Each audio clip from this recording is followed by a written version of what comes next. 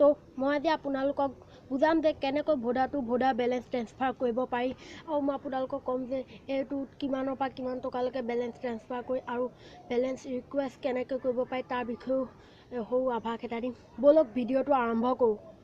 Subscribe কৰিব আমাৰ YouTube channel technical অভিনৱক subscribe কৰি এই বেল আইকনটো দবাই দিব যাতে নতুন ভিডিঅ' আপোনালোকে প্ৰথমতেই পায়।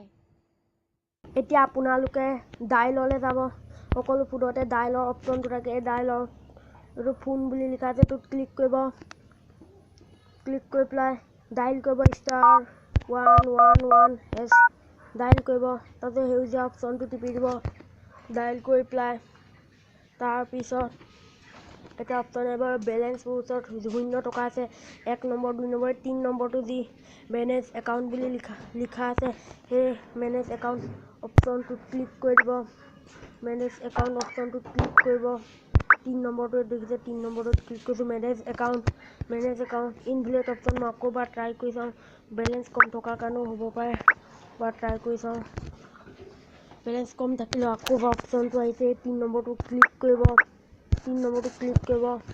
তাৰপিছত এই 1 নম্বৰ 2 নম্বৰ 3 নম্বৰ 4 নম্বৰ 5 নম্বৰটো bill pay recharge and balance ট্ৰেন্সফাৰটোত ক্লিক কৰিব। বেলেঞ্চ ট্ৰেন্সফাৰটোত ক্লিক কৰিব। তাৰপিছত বেলেঞ্চ ট্ৰেন্সফাৰ 1 নম্বৰটোত ক্লিক কৰিব। এই 2 নম্বৰতে বেলেঞ্চ ৰিকুৱেষ্ট কৰিব পাৰে, বেলেঞ্চ কম থাকিলে আনৰ পৰা ল'ব পাৰে। 1 নম্বৰটোত ক্লিক কৰিব। তাৰপিছত 5 পৰা 30 টকাৰ ভিতৰত এজন বন্ধুলৈ ট্ৰেন্সফাৰ কৰিব পাৰে।